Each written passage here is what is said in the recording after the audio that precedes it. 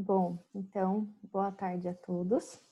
Meu nome é Nina Cavalcante e para minha palestra de hoje eu vou falar sobre o acesso ao risco em árvores e palmeiras de grande porte.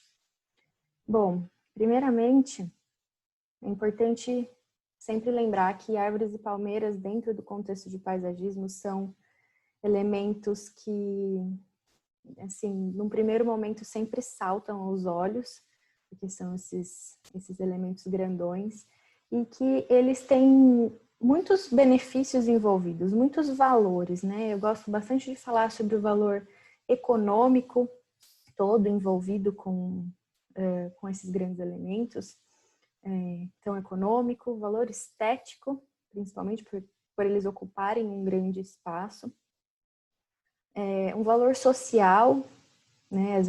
Muitas vezes, quando não são mudas que são implantadas, mas às vezes árvores antigas que são preservadas em algum projeto, né? Tem todo esse valor social atrelado e também um valor ambiental que acaba sendo, assim, inestimável, né?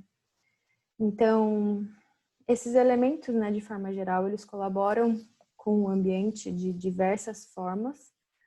No entanto, quando eles não têm uma atenção devida ou uma atenção especializada, eles podem se tornar riscos, né? Então, daí eu ressalto dois tipos principais de riscos, né? Seja o risco de perda de um indivíduo, né, de grande porte, principalmente por conta do seu valor econômico agregado, né? Então, imagina que vocês têm um cliente que tem uma sequência com 10 fênix canarienses, então quer dizer, se tem uma praga que está acometendo essas palmeiras, a perda de 10, ou vamos dizer assim, a necessidade de reposição de 10 fênix canarienses de grande porte não vai ter um custo, né, um valor muito baixo, né.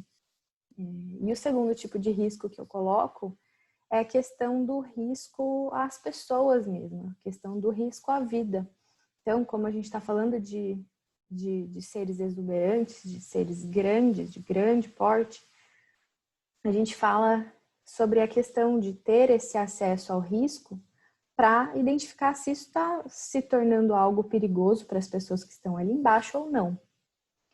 E para isso, existe um processo sistemático de avaliação visual que é esse processo que a gente usa para identificar o risco e fazer a gestão e o manejo posterior, dependendo de qual risco que a gente identificar. E para essas árvores e palmeiras de grande porte, que quando elas são inseridas dentro de um contexto urbano, a gente chama isso de uma floresta urbana. Mas no final das contas, o que é um risco?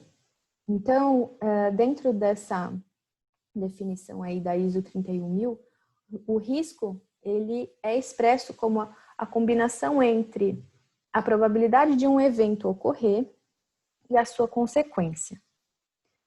Ou seja, um perigo é uma coisa, mas um risco é outra. Então, eu vou explicar um pouquinho melhor. Então, digamos assim, sabemos que é muito perigoso você entrar numa água com tubarões, por exemplo. Mas isso vai se tornar um risco quando você está dentro da água, né? Quer dizer, qual que é a probabilidade de você sofrer um ataque de tubarões se você não está dentro da água, né?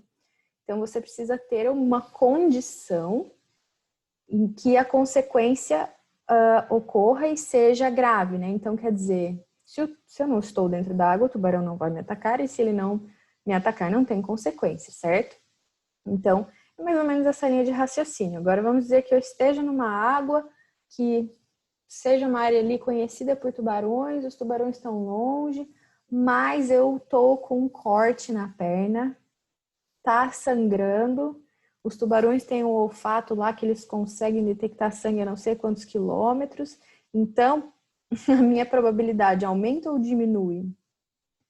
Então, aumenta no caso, porque eu tô com a perna sangrando, então isso pode atrair mais tubarões. Então, E a consequência, se ele me atacar, vai ser bem severa, porque difícil vai ser a chance de eu sobreviver a um ataque de tubarão. Então, é só um exemplo para a gente ficar tendo em mente já o que é essa questão de probabilidades e consequências. Mas vamos chegar no nosso contexto. Quando a gente está falando sobre árvores, num ambiente urbano, árvores e palmeiras, no caso, a gente vai falar sobre 2 tipos de probabilidade e combinar isso com as consequências. Ou seja, sempre quando a gente falar sobre a avaliação de árvores, né, sobre a determinação do risco de árvores, a gente sempre vai ter em mente esses 3 pilares. A probabilidade de falha, que é a probabilidade da árvore ou parte dela cair. A probabilidade de impacto, que é a probabilidade dessa árvore, se cair, impactar, ou seja, cair em cima de algum alvo, que pode ser pessoas, carros, construções.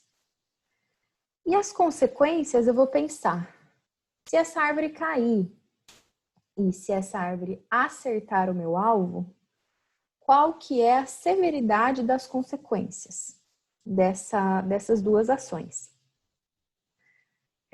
Essa sequência de probabilidade, de falha, impacto e consequências, elas são usadas para categorização de risco em árvores de acordo com a Sociedade Internacional de Arboricultura.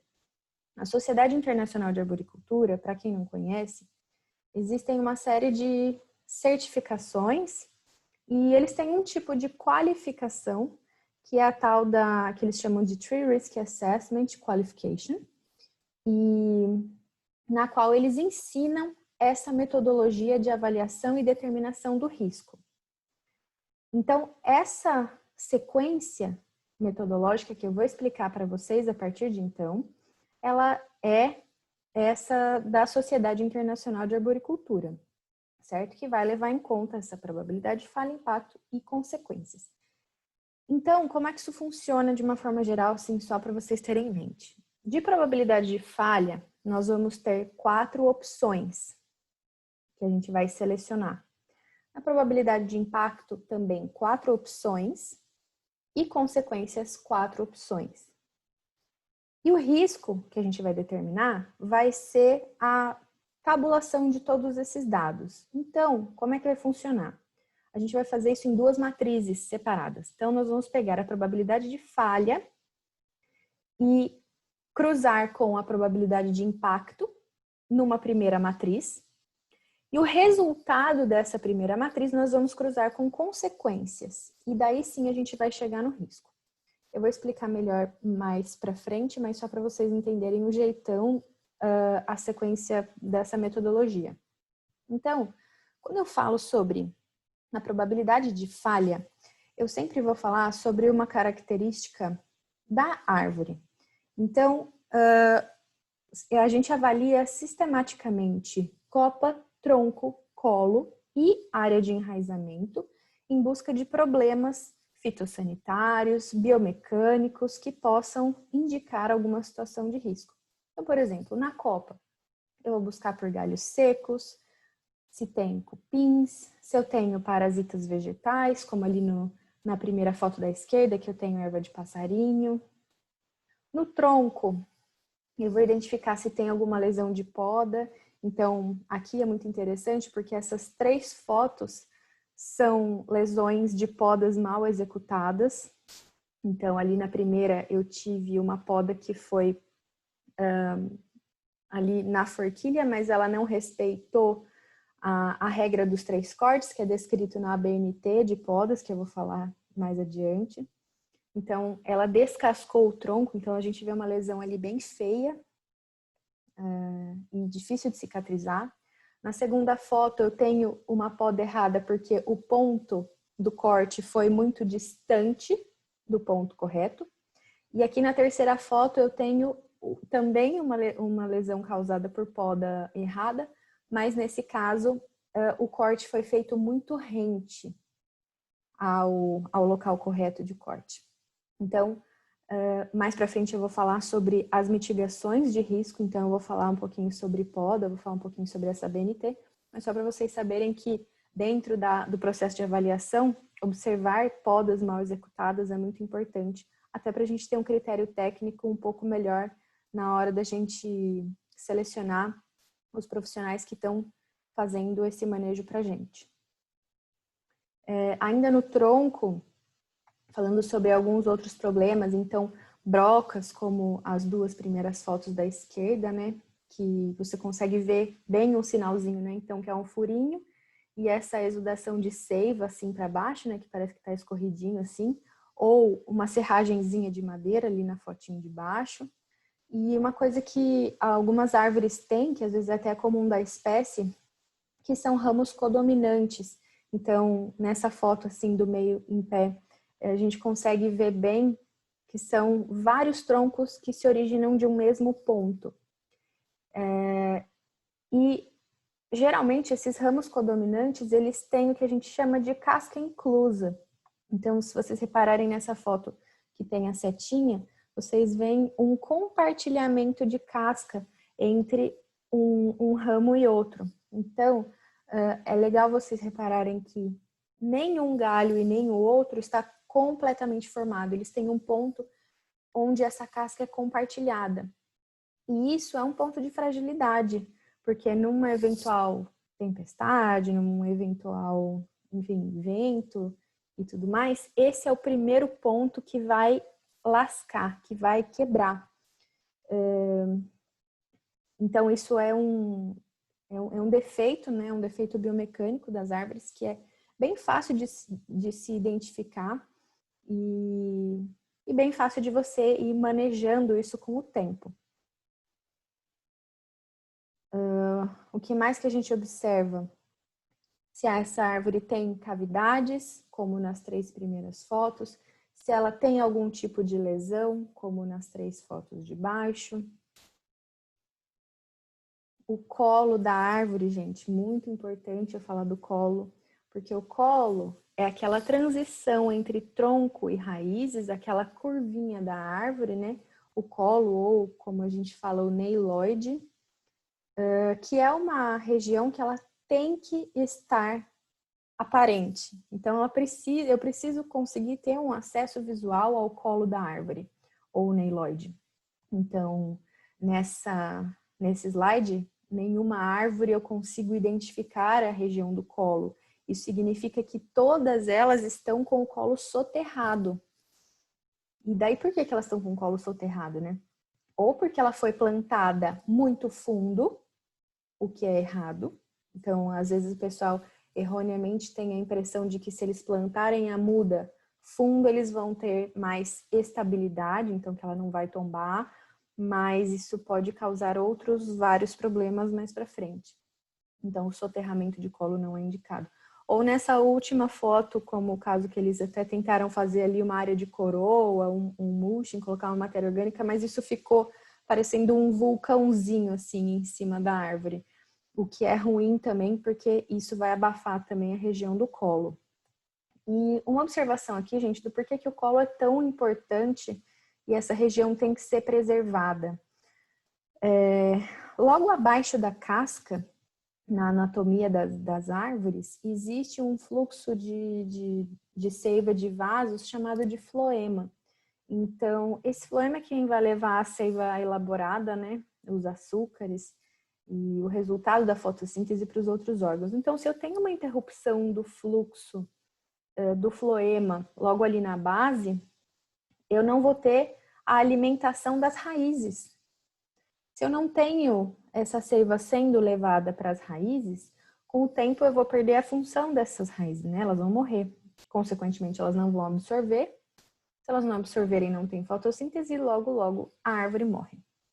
Então, eu chamo muito atenção para essas duas imagens ali de cima, porque a lesão por roçadeira é muito, muito, muito comum. E, assim, para um sucesso de um jardim bem estabelecido, é fundamental que exista uma boa orientação para os profissionais que estão trabalhando lá, seja depois para os jardineiros, né, não chegarem próximo com a roçadeira do colo das árvores, mas ou de repente insistir mais em fazer coroas, né, em delimitar um espaço físico para que a grama não se aproxime do tronco, né? Então ali nessa figurinha de baixo tá mostrando bem ali uma região de coroa bem limpa, né? Você pode colocar sim ali em cima o mulching, né, a camada de matéria orgânica, você pode colocar sem soterrar o colo, mas é uma alternativa viável que vai fazer com que esse distanciamento do colo exista. Então isso é muito, muito importante. Então falamos de copa, tronco, colo e agora área de enraizamento. Então tentem reparar como que está a qualidade dessas raízes, se vocês tiverem o mínimo de acesso, de condição de ter acesso a essas raízes, né, o sistema radicular. Veja se essas raízes não estão enoveladas, e isso daqui é um problema clássico de mudas de viveiro, né, de mudas que vieram de viveiro com problemas de adaptação de potes mesmo, né? Então tem um pote pequeno, você precisa passar para um pote maior de acordo com o crescimento da muda. E quando essa adaptação não é feita, a raiz continua crescendo ali enovelada e quando ela é plantada no chão, essas raízes enoveladas se transformam em raízes estranguladoras. E isso causa praticamente ali o mesmo efeito da roçadeira, porque você vai acabar estrangulando o fluxo de seiva do floema da mesma forma que a roçadeira fez aquele anelamento. Então isso é muito interessante de se observar. E prestar bastante atenção realmente na qualidade do viveiro, na qualidade da muda que está sendo escolhida, né? E o que mais? Nessa primeira fotinha aqui de cima, do lado esquerdo, vocês conseguem ver também um tronco inclinado e uma rachadura do solo, né? Parece um levantamento do sistema radicular ali do lado oposto à inclinação. E isso, gente, é um alerta para a questão de movimentação. Então, a árvore está tombando nesse caso. A única coisa, tomem cuidado para não generalizar tanto. Então, quer dizer, eu estou vendo uma rachadura no solo, então quer dizer que a árvore está caindo? Não, peraí. As raízes, elas também se mexem, as raízes também crescem. E, eventualmente, por conta dessa movimentação de raízes, elas podem sim quebrar o solo. Mas observem a situação como um todo. Então, o tronco inclinado, o levantamento do piso com rachaduras do lado oposto à inclinação, aí sim, isso é um alerta mais perigoso, né?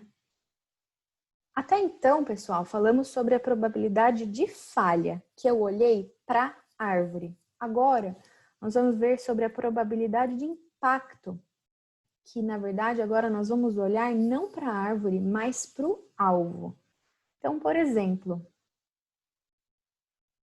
essa árvore numa praça, qual que é a chance dessa árvore atingir um alvo? Vamos dizer que não é uma praça ali muito movimentada, passam poucas pessoas por ali, né? Então, considerando ali uma cidade como um todo, que tem ruas e avenidas e coisas assim super movimentadas, essa praça não é lá tão movimentada assim. Então, se essa árvore cair, qual que é a chance dela cair em cima de alguém? Né? Ela é muito alta, a chance dela cair em cima de alguém, ou é mais baixa? Agora, considerando essa foto, essa situação, essa é a base dessa árvore. Agora pensem de novo. Se essa árvore cair, qual que é a chance dela cair em cima de alguém? Vocês, vendo essa imagem agora, vocês mudariam a resposta de vocês, que vocês acabaram de responder com relação à probabilidade de impacto? Se vocês não mudaram a sua opinião, vocês estão certos, porque a probabilidade de falha, aí sim eu vou olhar esse tipo de lesão aqui, eu vou olhar para a árvore. A probabilidade de impacto não pode ter interferência da avaliação da árvore, certo? Da probabilidade de falha. Então, impacto é uma coisa, falha é outra, consequência é outra e uma decisão, né, de assinalar a alternativa correta não pode interferir na outra. Então, não é porque eu estou vendo que essa árvore tem uma baita lesão no colo que eu vou ter algum tipo de interferência na escolha das minhas alternativas de probabilidade de impacto, certo? Vocês vão entender isso melhor mais para frente. E as consequências, eu vou pensar qual que vai ser a severidade do problema caso a árvore caia e atinja o meu alvo. Então, eu estou afirmando, se essa árvore cair e atingir o meu alvo, qual que é a severidade dessa consequência? O que vai acontecer? Agora, vamos destrinchar um pouquinho mais essa questão de probabilidade de falha, impactos e consequências. Primeiramente, quando a gente está falando sobre probabilidade de falha, lembre que eu falei que cada um desses 3 pilares teriam 4 opções. Então, aqui, na probabilidade de falha, nós vamos ter as possibilidades improvável, possível, provável e iminente. E daí, lembrando que na probabilidade de falha, eu vou olhar para a árvore, certo? Características biomecânicas, fitossanitárias da árvore, ou da palmeira, no caso.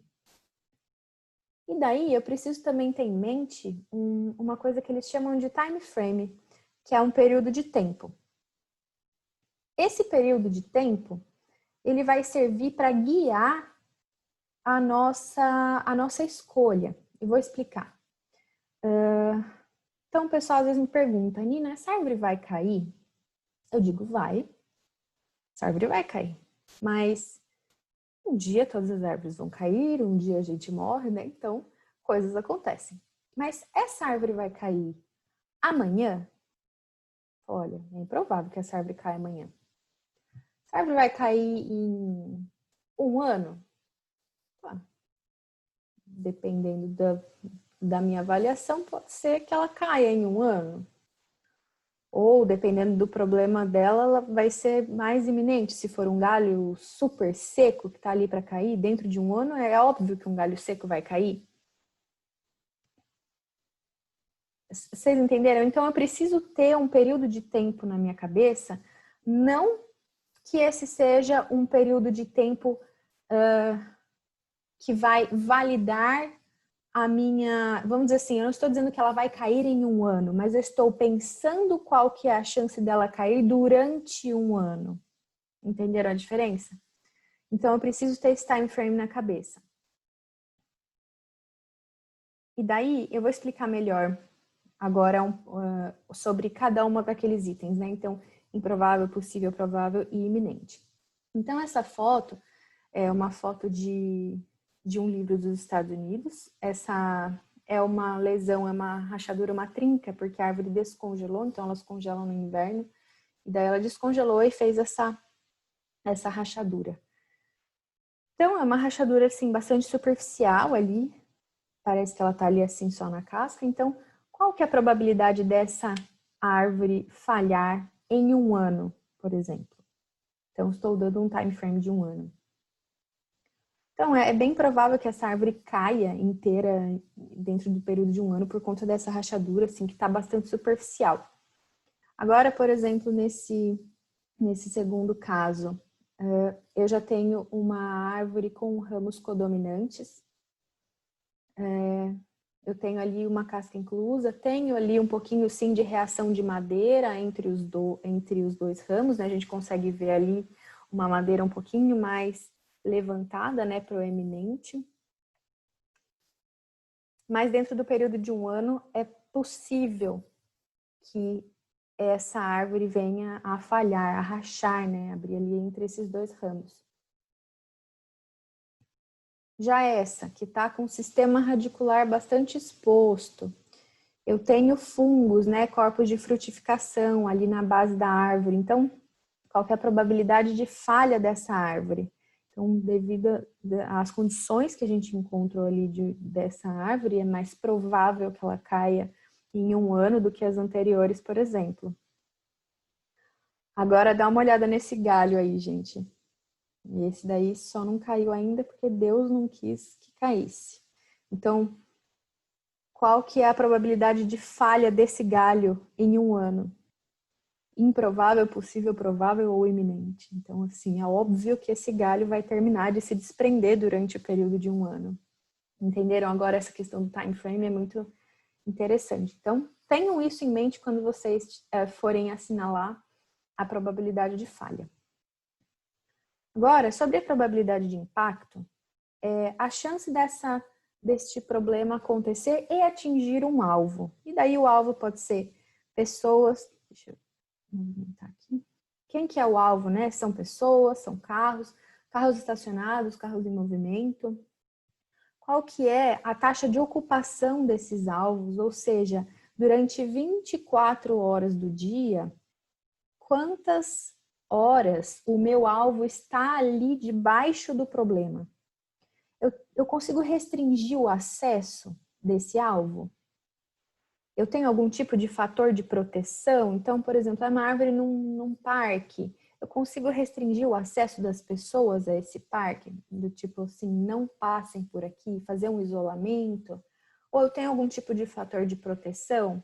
Né? Se eu estou falando de pessoas, por exemplo, num ponto de ônibus que é coberto e eu tenho galhos secos das árvores aqui, o ponto de ônibus ele não vai agir como um fator de proteção? Então, até isso, tudo isso a gente começa a pensar quando a gente está falando sobre a probabilidade de impacto. E daí as 4 opções, como eu comentei, são muito baixo, baixo, médio ou alto.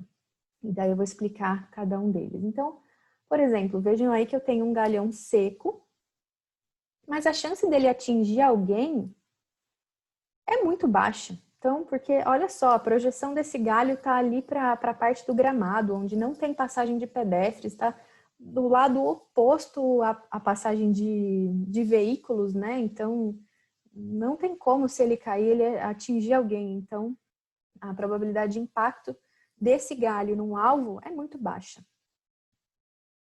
Dessa árvore daí, por exemplo, dela cair e atingir um carro, por exemplo, em movimento nessa ruazinha aí do lado. Pensando que a árvore pode cair para qualquer um dos lados, né? Então, qual que é a chance dela cair para esse lado e atingir um carro numa rua pouco movimentada? Baixo, né?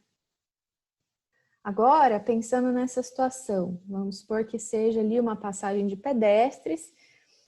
Eu tenho esses pedestres passando assim com frequência na parte da manhã, na hora do almoço, na saída do expediente. Mas pensem que as pessoas não estão ali 24 horas por dia, né? De noite elas não estão ali. Eu não tenho um fluxo muito grande entre a manhã e a tarde ou a tarde e a noite. Tenho mais assim nos horários de pico mesmo. Aí às vezes o pessoal fala assim: ai, Nina, mas são pessoas que estão passando aí embaixo. Eu não deveria aumentar isso? Não seria alto? Não. A consequência, sim, se atingisse uma pessoa. Mas o impacto, não. Então, prestem atenção. Não aumentem a probabilidade de impacto por conta da consequência ou da situação da árvore, tá bom? Eu sei que é difícil, mas vamos pensar. Então, médio. Agora, por exemplo, o que é uma probabilidade de impacto alta, por exemplo? Vamos considerar que esse daí é um semáforo de uma cidade, de uma rua bem movimentada. Então, eu tenho a passagem de veículos, né, nessa rua de forma constante. O semáforo sempre está fechando, então eu sempre tenho um veículo parado ali embaixo. E eu estou pensando nesse galho assim, olha, que está inclinado. Quer dizer, se é um semáforo que vive fechando de uma rua super movimentada da cidade, que eu sempre tenho veículos ali parados por conta do semáforo e veículos com pessoas dentro, quer dizer, a probabilidade de, se esse galho cair, atingir o meu alvo é muito alta. Porque eu sempre vou ter um carrinho ali estacionado. Vai dar muita sorte numa tal hora da madrugada que não vai ter tanto carro, mas via de regra sempre tem um carro ali. Então, se esse galho cair, ele vai atingir um carro. Então, repararam? Essa seria uma probabilidade de impacto alta. E as consequências? A gente vai pensar no valor do alvo, o que ele vai causar se ele atingir, então, se atingir o alvo. Então, as 4 opções: insignificante, menor, significante e severa. Então, por exemplo, qual que seria a consequência se um galho dessa árvore gigante atingisse aquela plaquinha de identificação que está ali no pezinho da árvore? Quer dizer, né, gente, é uma placa de identificação. Então, a consequência para isso seria algo insignificante. No caso dessa árvore, se ela cair inteira, quebrar a cerca e talvez as pontinhas dela atingirem ali o carro, mas mais no sentido de dar uma arranhada, vai ter uma consequência ali que não é tão lá insignificante, mas dá para arrumar a cerca, né? Então, uma consequência menor. Se essa árvore atingir a casa, por exemplo, eu ainda não estou dizendo que tem pessoas ali dentro, mas se ela acertar a casa, algo que dói mais ali no bolso, seria uma consequência significante. E se uma dessas árvores grandonas atingirem um carro em movimento em uma avenida principal da cidade? Então, quer dizer, com pessoas dentro, uma consequência severa. Então, como que a gente faz essa categorização de riscos? Eu vou pegar a probabilidade de falha e cruzar com a probabilidade de impacto. Então, vamos pegar esse exemplo daquele risco do galho que era iminente com aquele local que você tinha uma probabilidade de impacto média. Então, você vai cruzar a probabilidade de falha que deu iminente com a probabilidade de impacto média e você vai chegar num resultado ali provável. Esse resultado provável, você vai cruzar com as consequências. Quer dizer, se você tiver aquele galho naquele local e se ele atingir uma pessoa, qual que é a consequência? Severa, né?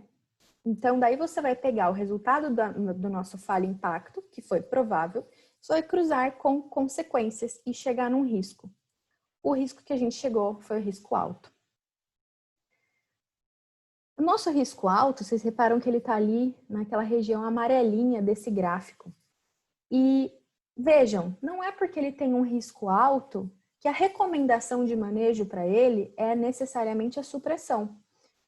Se eu tirar aquele galho da árvore com uma poda, ele vai passar de um risco alto para um risco baixo. Então, a gestão de riscos, ela vai visar essa redução, mas que seja uma redução eficaz do risco, certo? E daí, quais são as opções, né, de ações de manejo que a gente geralmente indica? E daí eu vou passar de forma mais corrida. As ações de manejo, geralmente, que a gente amplamente usa, principalmente, são as podas. E podas, eu digo assim, com muito respeito à arquitetura de copa, utilizando a regra dos 3 cortes, que é descrito na ABNT 162461, que é a ABNT de podas, e o bom senso. Nessa ABNT de podas, eles dão bastante detalhes sobre como que deve ser feito e o porquê que tem que ser feito essa regra dos 3 cortes. Basicamente, eu preciso fazer essa regra de 3 cortes para galhos pesados e sempre fazendo a poda na forquilha, respeitando os tecidos de crista e colar. Então, aqui na foto da esquerda, a gente tem uma poda incorreta e na foto da direita, uma poda correta. E o que acontece quando eu não uso, né, essa regra dos 3 cortes? Ou o galho vai lascar, ou o galho vai brotar, ou invassorar, como a gente chama, né, vai encher de brotações epicórmicas, que são brotações que a gente não quer que a árvore tenha, né? Então, essas brotações, elas têm inserções no ramo ali de origem bastante superficiais. Então, quer dizer, se esses galinhos todos crescerem, a facilidade deles quebrarem, deles, né, lascarem do ramo de origem é muito fácil. Então, ele é tão superficial quanto um acúlio de rosas, por exemplo. Então, não é, esse tipo de poda drástica, é uma poda ali inaceitável, que é o destopo, né, como nessa figurinha aqui de baixo, que vocês veem a árvore toda cortada.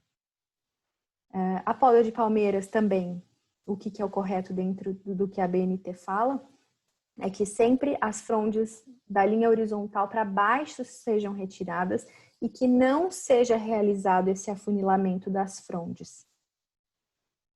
Outro tipo de ação de manejo que a gente recomenda é a nutrição e correção de solo, porque muito ajuda, né, na questão de... Já que vamos dizer assim, eu retirei os galhos secos, eu retirei galhos inviáveis da copa, eu nutri, eu corrigi o solo, então quer dizer, ela vai pegar fisiologicamente, né, toda essa energia disposta ali no solo e vai mandar para galhos que estão lá fisiologicamente viáveis. Então, essa ação em conjunto é uma ideia muito boa. Aqui, mais a título de curiosidade, como uma coisa que a gente faz, que são os suportes e cabeamentos. Então, por exemplo, reparem nessa fotinho daqui de cima, onde eu tenho um ramo codominante com uma rachadura. Eu não conseguiria, nem do ramo do lado direito, nem do esquerdo, fazer uma poda, por exemplo, porque isso ia causar um desequilíbrio na árvore. Então, para que ela não acabasse como esse tipo de rachadura feia, aqui, né, que seria a lasca entre esses dois ramos, a gente usa alguns tipos de suporte e cabeamentos. Então, na região do tronco, né, onde eu tenho essa trinca, a gente faz essas órteses quase, né, como se fosse um osso quebrado mesmo. E na parte aérea, a gente faz um sistema de cabeamento para a união dos galhos.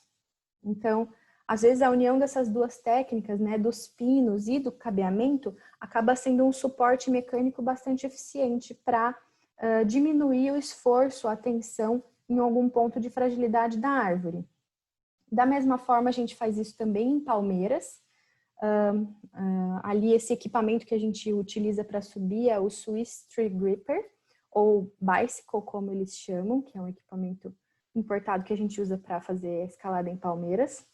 E lá em cima, né, nas árvores onde tem a possibilidade da gente fazer esse esqueminha de segurança, a gente amarra como se fosse um cinto ali na região do palmito. Então, as folhas, elas ficam, quando elas secam, elas ficam penduradas e o nosso operador só volta de tempo em tempo para fazer a manutenção. As avaliações técnicas também, para quem não conhece, né, existem tecnologias aí, então tomógrafos, resistógrafos, que a gente utiliza bastante como um a mais, né? Então a gente fala que essa avaliação visual é como se fosse o clínico. E daí quando a gente tem alguma desconfiança de algum problema interno da árvore, a gente recomenda alguma ação, alguma avaliação técnica. Essa avaliação técnica, elas são muito legais e complementares, porque elas conseguem detectar cavidades, madeira mole ou madeira em biodeterioração. Então, são técnicas bastante interessantes que a gente recomenda. E por fim, ali, mais ou menos importante, até as supressões, né? Porque elas acabam também fazendo parte das recomendações de manejo. Então, a questão de substituição de mudas ou quando os riscos superam os benefícios oferecidos por estes seres grandes, né, que são as árvores e palmeiras de grande porte, a gente também recomenda a supressão, né, como uma forma de planejamento também, né? Então, quando não estão mais viáveis, é uma ação de manejo que também é recomendada. Por fim, pessoal, árvores e palmeiras são seres vivos. Eles estão sujeitos a ações climáticas, a pragas, a doenças e qualquer outro tipo de modificação que seja intrínseca à espécie ou àquele próprio indivíduo, dependendo do local onde ele está. Então, é importante sim que a gente tenha esses processos de avaliação sendo feitos de forma constante para identificar esses riscos, sejam eles biomecânicos ou fitossanitários, mas que eles sejam realizados, porque são elementos grandes dentro do paisagismo, são elementos grandes dentro de uma floresta urbana, e esses riscos, eles podem ser de extrema significância enfim, catastróficos até certo ponto. E esses riscos são cíclicos, né? Então, uma manutenção, uma podinha por ano, aquela coisa assim, acaba que não resolve muita coisa. Então, esse processo de avaliação tem que acontecer de forma constante, tem que acontecer o ano todo e com recomendações também constantes. Enfim, eu fico à disposição para a gente conversar mais. Eu deixei aqui o nosso Insta e o nosso WhatsApp profissional. Então, se vocês tiverem qualquer dúvida, a gente pode conversar, tá bom? E eu fico à disposição de vocês para a gente bater um papo agora, tá bom? Muito obrigada mais uma vez pela oportunidade e até mais.